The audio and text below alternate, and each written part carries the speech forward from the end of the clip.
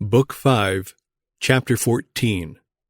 Miltitz, Carlstadt, Dr. Eck. We left Luther dispirited to the last degree. A terrible storm seemed to be gathering over him, and over the work which he had been honored to begin, and so far auspiciously to advance. He had incurred the displeasure of a foe who had at command all the powers of Europe. Maximilian, Emperor of Germany, seemed even more intent on crushing the monk of Wittenberg and stamping out the movement than Leo himself was. Letter after letter did he dispatch to Rome, chiding the delays of the Vatican and urging it to toy no longer with a movement which threatened to breed serious trouble to the chair of Peter. The Pope could not close his ear to appeals so urgent, coming from a quarter so powerful. The Elector Frederick, Luther's earthly defender, was standing aloof. Wittenberg could no longer be the home of the Reformer. He had taken farewell of his congregation. He had spoken his parting words to the youth who had gathered round him from all the provinces of Germany and from distant countries.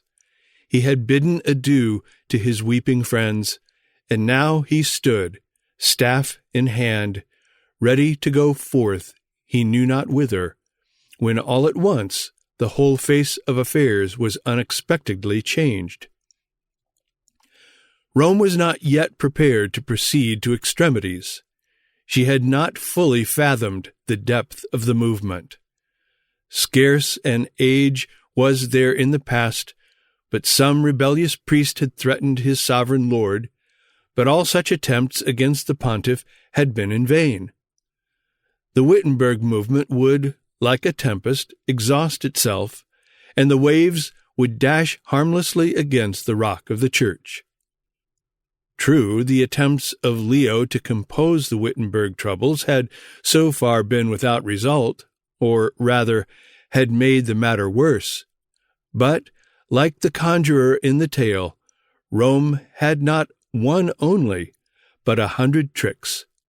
She had diplomatists to flatter, she had red hats to dazzle those whom it might not be convenient as yet to burn, and so she resolved on making one other trial at conciliation. The person pitched upon to conduct the new operation was Charles Miltitz. Cajetan was too stately, too haughty, too violent. Miltitz was not likely to split on this rock. He was the chamberlain of the Pope, a Saxon by birth, but he had resided so long at Rome as to have become a proficient in Italian craft, to which he added a liking for music. The new envoy was much more of a diplomatist than a theologian. This, however, did not much matter, seeing he came not to discuss knotty points, but to lavish caresses and lay snares. As he was a German by birth, it was supposed he would know how to manage the Germans. Miltitz's errand to Saxony was not avowed. He did not visit the elector's court on Luther's business, not at all. He was the bearer from the Pope to Frederick of the Golden Rose, a token of regard which the Pope granted only to the most esteemed of his friends, and being solicitous that Frederick should believe himself of that number, and knowing that he was desirous of receiving this special mark of papal affection, he sent Miltitz this long road with the precious and much coveted gift. Being on the spot, he might as well try his hand at arranging Brother Martin's business. But no one was deceived. The Pope's chamberlain comes, said Luther's friends to him, laden with flattering letters and pontifical briefs, the cords with which he hopes to bind you and carry you to Rome. I await the will of God, replied the Reformer. On his journey, Miltitz made it his business to ascertain the state of public feeling on the question now in agitation. He was astonished to find the hold which the opinions of Luther had taken on the German mind. In all companies he entered, in the wayside taverns, in the towns, in the castles where he lodged, he found the quarrel between the monk and the pope the topic of talk. Of every 5 Germans, 3 were on the side of Luther. How different the mental state on this side of the Alps from the worn-out Italian mind! This prognosticated an approaching emancipation of the young and ingenious Teutonic intellect from its thraldom to the traditionalism of Italy. At times, the Pope's chamberlain received somewhat amusing answers to his interrogatories. One day he asked the landlady of the inn where he had put up what her opinion was of the chair of Peter. "What can we humble folks," replied the hostess pockily, "know of Peter's chair? We have never seen it, and cannot tell whether it be of wood or of stone." Miltitz reached Saxony in the end of the year 1518, but his reception at Frederick's court was not of a kind to inspire him with high hopes. The elector's ardor for the golden rose had cooled. Its fragrance had been spoiled by the late breezes from Augsburg and Rome, and he gave orders that it should be delivered to him through one of the officers of the palace. The letters which Miltitz carried to Spalatin and Pfeffinger, the elector's counselors, though written with great fervor, did but little to thaw the coldness of these statesmen. The envoy must reserve all his strength for Luther himself, that was clear, and he did reserve it, and to such purpose that he came much nearer gaining his point than Cajetan had done. The movement was in less danger when the tempest appeared about to burst over it than now when the clouds had rolled away and the sun again shone out. Miltitz was desirous above all things of having a personal interview with Luther. His wish was at last gratified, and the envoy and the monk met each other in the house of Spalatin at Altenburg. The courtier exhausted all the wiles of which he was master. He was not civil merely, he was gracious. He fawned upon Luther. Looking full into his face, he said that he expected to see an old theologian prosing over knotty points in his chimney corner. To his delight, he saw instead a man in the prime of life. He flattered his pride by saying that he believed he had a larger following than the Pope himself, and he sought to disarm his fears by assuring him that, though he had an army of 20,000 men at his back, he would never be so foolish as to think of carrying off one who was so much the idol of the people. Luther knew perfectly that it was the courtier who was speaking, and that between the words of the courtier and the deeds of the envoy there might possibly be some considerable difference. But he took care not to let Miltitz know what was passing in his mind. The envoy now proceeded to business. His touch was adroit and delicate. Tetzel, he said, had gone beyond his commission.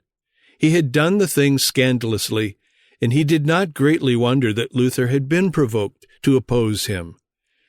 Even the Archbishop of Mainz was not without blame in putting the screw too tightly upon Tetzel as regarded the money part of the business. Still, the doctrine of indulgences was a salutary one. From that doctrine the German people had been seduced, and they had been so by the course which he, Luther, had felt it his duty to pursue. Would he not confess that herein he had erred, and restore peace to the Church? A matter, the envoy assured him, that lay very much upon his heart. Luther boldly answered that the chief offender in this business was neither Tetzel nor the Archbishop of Mainz, but the Pope himself, who, while he might have given the pallium freely, had put upon it a price so exorbitant as to tempt the Archbishop to employ Tetzel to get the money for him by hook or by crook. But as for a retraction, said Luther in a very firm tone, never expect one from me. A second and a third interview followed, and Miltitz, despairing of extorting from Luther a recantation, professed to be satisfied with what he could get, and he got more than might have been expected. It is evident that the arts of the envoy, his well-simulated fairness and moderation, and the indignation, not wholly feigned, which he expressed against Tetzel, had not been without their effect upon the mind of Luther. The final arrangement come to was that neither side should write or act in the question, that Luther should revoke upon proof of his errors, and that the matter should be referred to the judgment of an enlightened bishop. The umpire ultimately chosen was the Archbishop of Treves. The issue to which the affair had been brought was one that threatened disaster to the cause.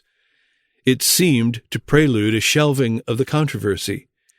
It was gone into for that very purpose. The thesis will soon be forgotten. The Tetzel scandal will fade from the public memory.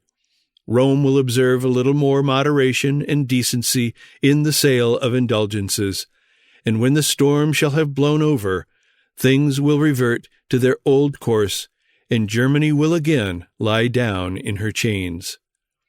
Happily, there was a greater than Luther at the head of the movement. Miltitz was overjoyed. This troublesome affair was now at an end, so he thought. His mistake lay in believing the movement to be confined to the bosom of a single monk. He could not see that it was a new life which had come down from the skies, and which was bringing on an awakening in the Church. Miltitz invited Luther to supper. At table he did not conceal the alarm this matter had caused at Rome. Nothing that had fallen out these 100 years had occasioned so much uneasiness in the Vatican. The cardinals would give 10,000 ducats to have it settled, and the news that it was now arranged would cause unbounded joy. The repast was a most convivial one, and when it was ended, the envoy rose, took the monk of Wittenberg in his arms, and kissed him. A Judas kiss, said Luther, writing to Staupitz, but I would not let him perceive that I saw through his Italian tricks. There came now a pause in the controversy. Luther laid aside his pen. He kept silence on indulgences. He busied himself in his chair, but fortunately for the cause at stake, this pause was of no long duration. It was his enemies that broke the truce. Had they been wise, they would have left the monk in the fetters with which Miltitz had bound him. Not knowing what they did, they loosed his cords. This brings us to the Leipzig disputation, an affair that made a great noise at the time, and which was followed by vast consequences to the Reformation. Such disputations were common in that age. They were a sort of tournament in which the knights of the schools, like the knights of the Middle Ages, sought to display their prowess and win glory. They had their uses. There were then no public meetings, no platforms, no daily press, and in their absence, these disputations between the learned came in their stead as arenas for the ventilation of great public questions. The man who set a-going the movement when it had stopped, thinking to extinguish it, was Dr. John Exius, or Eck. He was famed as a debater all over Europe. He was chancellor of the University of Ingolstadt, deeply read in the schoolmen, subtle, sophistical, a great champion of the papacy, transcendently vain of his dialectic powers, vaunting the triumphs he had obtained on many fields, and always panting for new opportunities of displaying his skill. A fellow laborer of Luther, Andrew Bodenstein, better known as Carlstadt, archdeacon of the cathedral at Wittenberg, had answered the obelisks of Dr. Eck, taking occasion to defend the opinions of Luther. Eck answered him, and Carlstadt again replied. After expending on each other the then customary amenities of scholastic strife, it was ultimately agreed that the two combatants should meet in the city of Leipzig and decide the controversy by oral disputation in the presence of George, Duke of Saxony, uncle of the Elector Frederick, and other princes and illustrious personages. Before the day arrived for this trial of strength between Carlstadt and Eck, the latter had begun to aim at higher game. To vanquish Carlstadt would bring him but little fame. The object of Eck's ambition was to break a lance with the monk of Wittenberg, the little monk who had suddenly grown into a giant. Accordingly, he published 13 theses in which he plainly impugned the opinions of Luther. This violation of the truce on the Roman side set Luther free, and, nothing loath, he requested permission from Duke George to come to Leipzig and take up the challenge which Eck had thrown down to him. The Duke, who feared for the public peace should two such combatants wrestle a fall on his territories, refused the request. Ultimately, however, he gave leave to Luther to come to Leipzig as a spectator, and in this capacity did the doctor of Wittenberg appear on a scene in which he was destined to fill the most prominent place. It affords a curious glimpse into the manners of the age, to mark the pomp with which the two parties entered Leipzig. Dr. Eck and his friends came first, arriving on the 21st of June, 1519.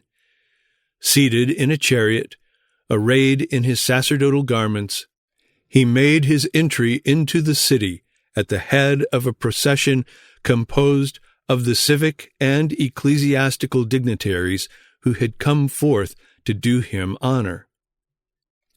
He passed proudly along through streets thronged with the citizens who rushed from their houses to have a sight of the warrior who had unsheathed his scholastic sword on so many fields, in Pannonia, in Lombardy, in Bavaria, and who had never yet returned it into its scabbard but in victory. He was accompanied by Polyander, whom he had brought with him to be a witness of his triumph, but whom Providence designed, by the instrumentality of Luther, to bind to the chariot of the Reformation. There is a skeleton at every banquet, and Eck complains that a report was circulated in the crowd that in the battle about to begin it would be his fortune to be beaten. The wish in this case certainly was not father to the thought, for the priests and people of Leipzig were to a man on Eck's side. On the 24th of June, the theologians from Wittenberg made their public entry into Leipzig. Heading the procession came Carlstadt, who was to maintain the contest with Eck. Of the distinguished body of men assembled at Wittenberg, Carlstadt was perhaps the most impetuous, but the least profound. He was barely fit to sustain the part which he had chosen to act. He was enjoying the ovation of his entry when, the wheel of his carriage coming off, he suddenly rolled in the mud. The spectators who witnessed his mischance construed it into an omen of a more serious downfall awaiting him, and said that if Eck was to be beaten, it was another than Carlstadt who would be the victor.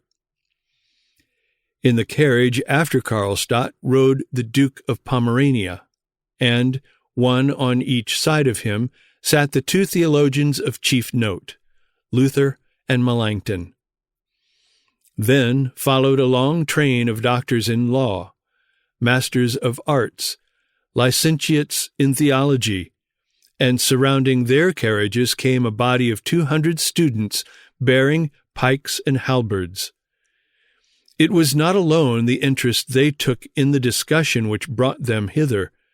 They knew that the disposition of the Leipzigers was not overly friendly, and they thought their presence might not be unneeded in guarding their professors from insult and injury. On the morning of the 27th, Mass was sung in the church of St. Thomas.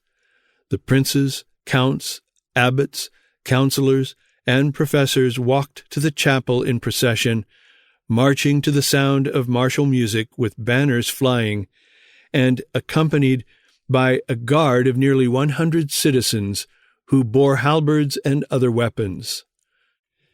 After the service, they returned in the same manner to the ducal castle of Pleissenburg, the great room of which had been fitted up for the disputation. Duke George, the hereditary Prince John of Saxony, the Duke of Pomerania, and Prince John of Anhalt occupied separate and conspicuous seats. The less distinguished of the audience sat upon benches. At each end of the hall rose a wooden pulpit for the use of the disputants. Over that which Luther was to occupy hung a painting of St. Martin, whose name he bore, and above that which had been assigned to Dr. Eck was a representation of St. George trampling the dragon underfoot, a symbol, as the learned doctor doubtless viewed it, of the feat he was to perform in slaying with scholastic sword the dragon of the Reformation. In the middle of the hall were tables for the notaries public, who were to take notes of the discussion. All are in their places. There is silence in the hall. Moscellinus ascends the pulpit and delivers the introductory address. He exhorts the champions to bear themselves gallantly yet courteously, to remember that they are theologians, not duelists, and that their ambition ought to be not so much to conquer as to be conquered, so that the truth might be the only victor on the field now about to open. When the address had terminated, the organ pealed through the hall of the Pleissenburg, and the whole assembly, falling on their knees, sang the ancient hymn, Veni Sancte Spiritus. 3 times was this invocation solemnly repeated. The church now stood on the line that divided the night from the day. The champions of the darkness and the heralds of the light were still mingled in one assembly, and still united by the tie of one ecclesiastical communion. A little while, and they would be parted, never again to meet. But as yet they assemble under the same roof, they bow their heads in the same prayer, and they raise aloft their voices in the same invocation to the Holy Spirit. That prayer was to be answered. The Spirit was to descend. The dead were to draw to the dead, the living to the living, and a holy church was to look forth fair as the moon, clear as the sun, terrible as an army with banners. It was now past noon. The opening of the discussion was postponed till after dinner. Duke George had prepared a sumptuous repast for the 2 disputants and their friends, and they accordingly adjourned to the ducal table. At 2 o'clock they reassembled in the hall where the disputation was to take place. The battle was now joined, and it continued to be waged on this and the 16 following days. The questions discussed were of the very last importance. They were those that lie at the foundations of the two theologies, and that constitute an essential and eternal difference between the Roman and Protestant churches in their basis, their character, and their tendencies. The discussion was also of the last importance practically. It enabled the Reformers to see deeper than they had hitherto done into fundamentals. It convinced them that the contrariety between the two creeds was far greater than they had imagined, and that the diversity was not on the surface merely, not in the temporal wealth and spiritual assumptions of the hierarchy merely, not in the scandals of indulgences and the disorders of the papal court merely, but in the very first principles upon which the papal system is founded, and that the discussion of these principles leads unavoidably into an examination of the moral and spiritual condition of the race and the true character of the very first event in human history. Before sketching in outline, and an outline is all that has come down to us, this celebrated disputation, it may not be uninteresting to see a pen and ink sketch by an impartial contemporary and eyewitness of the three men who figured the most prominently in it. The portraits are by Peter Mosellanus, professor of Greek in the University of Leipzig, the orator who opened the proceedings. Martin Luther is of middle stature, and so emaciated by hard study that one might almost count his bones. He is in the rigor of life, and his voice is clear and sonorous. His learning and knowledge of the Holy Scriptures are beyond compare. He has the whole Word of God at command. In addition to this, he has great store of arguments and ideas. It were perhaps to be wished that he had a little more judgment in arranging his materials. In conversation he is candid and courteous. There is nothing stoical or haughty about him. He has the art of accommodating himself to every individual.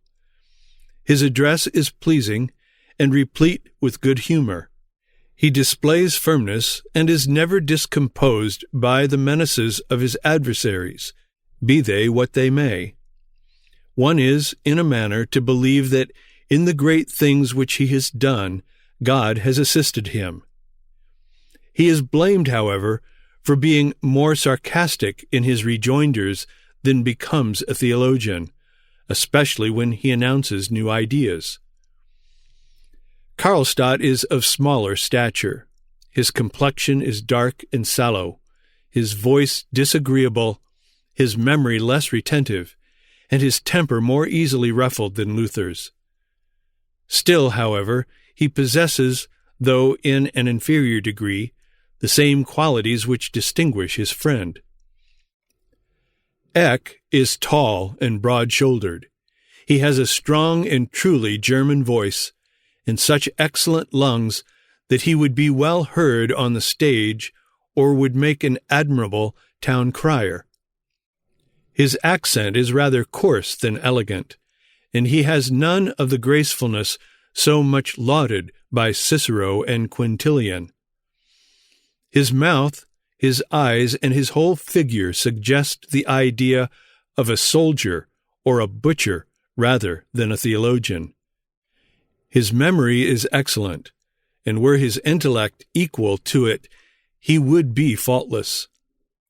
But he is slow of comprehension, and wants judgment, without which all other gifts are useless. Hence, when he debates, he piles up, without selection or discernment, passages from the Bible, quotations from the Fathers, and arguments of all descriptions.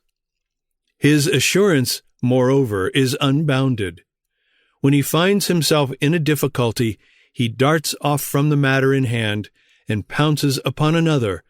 Sometimes, even, he adopts the view of his antagonist, and, changing the form of expression, most dexterously charges him with the the very absurdity which he himself was defending.